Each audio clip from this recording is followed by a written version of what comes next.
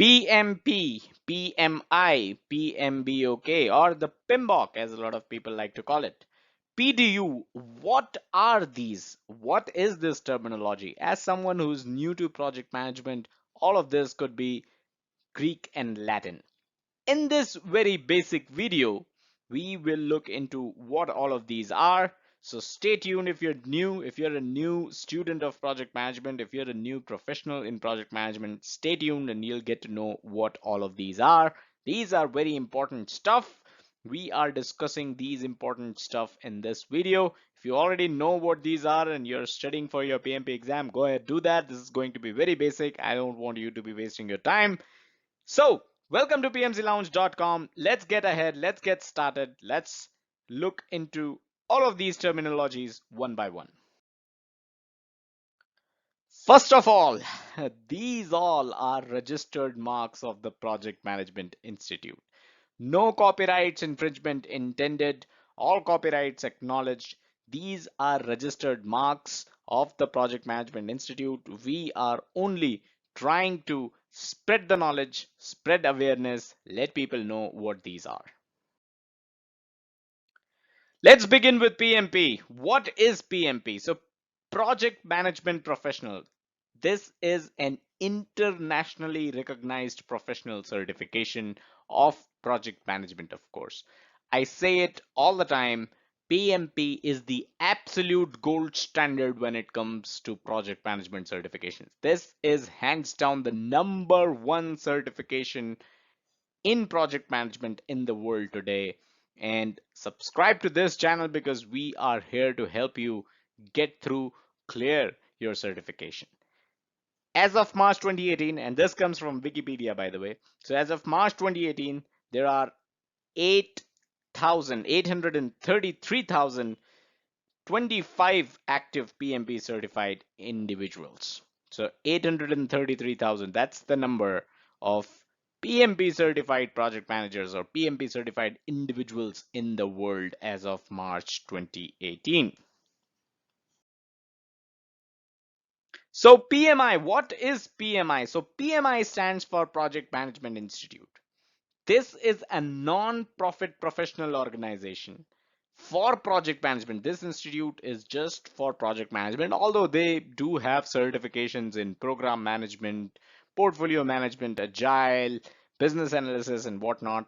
But when it started, it was just for project management. And still today, their main task, their main work is in the field of project management. And it's called the Project Management Institute for that very reason, right? So Project Management Institute, it is a non-profit professional organization and it is based in Pennsylvania, United States of America.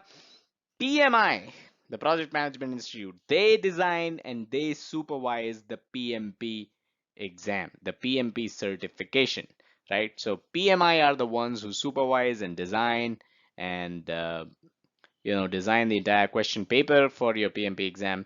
That doesn't mean you have to go to Pennsylvania, US to write the exam. You can do that online from various approved certified centers to take up the PMP exam. PMBOK, what is PMBOK or PMBOK as a lot of people like to call it? So PMP exam, your PMP certification exam, that is based on PMI's Project Management Body of Knowledge Guide, right? The PMBOK guide. This is a guide from PMI, and your PMP exam is based on this Project Management Body of Knowledge. Now, the difference here is subtle, and it's important that you understand it. PMBOK, it is a set of standard terminology.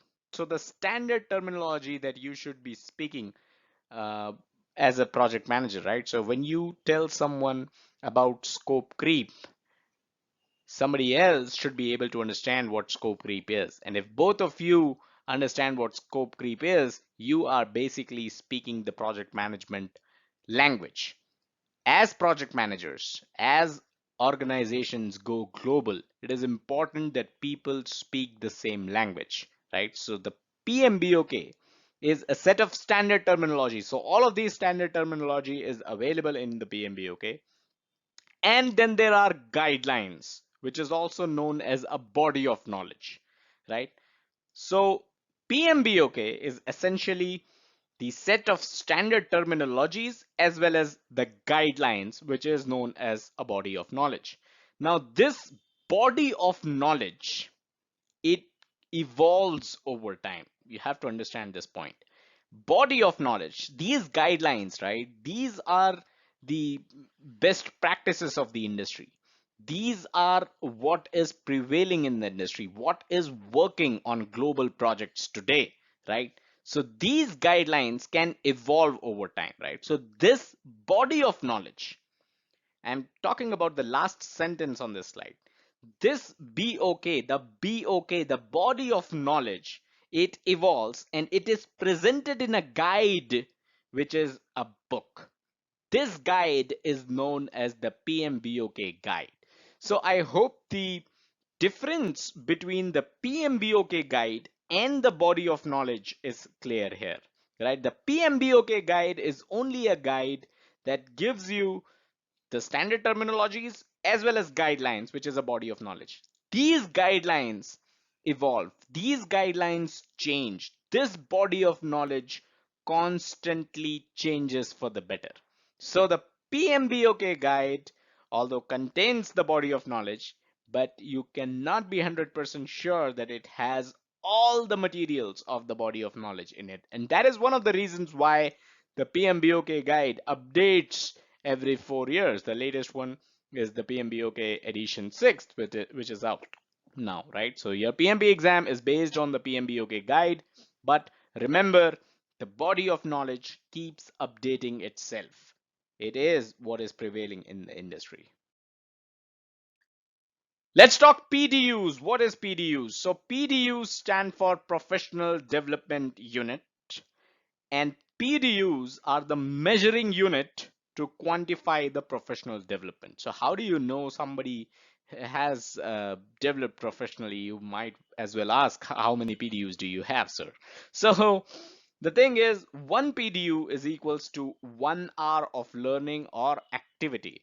Now, when you're talking about project management, so one PDU basically means 1 hour of learning about project management or doing certain activity around project management, right? So this is what PDU is, and what is the use of PDU? So when you're PMP certified, right? When you're already PMP certified, you need 60 PDUs. You need to accumulate 60 PDUs. That means you need to spend 60 hours learning or performing certain project management activity over the course of 3 years. And then you need to report those PDUs to PMI to be able to keep your PMP certification valid. Now, how do you do that? Everything about PDU we've already covered. I'll share a link in the description below. You can check those videos out, how what you need to do when it comes to PDUs. But the basic understanding is PDU stand for Professional Development Units, and one PDU is equals to 1 hour of learning or activity. Once you're PMP certified, over the course of 3 years, you need to accumulate 60 PDUs. Now, a lot of people uh, treat this as a mandatory requirement for PMP as well. When PMP, one of the requirements for PMP is that you need to have 35 hours of project management study, and a lot of people think it is 35 PDUs, and a lot of REPs, the registered education providers who provide these 35 hours of learning, also give you 35 PDUs, which you can claim and be eligible for the PMP exam. So that's all that we had in this video. Subscribe to the channel and hit the bell icon to get notified whenever we upload our videos. Like this video if you liked it, if you found it helpful.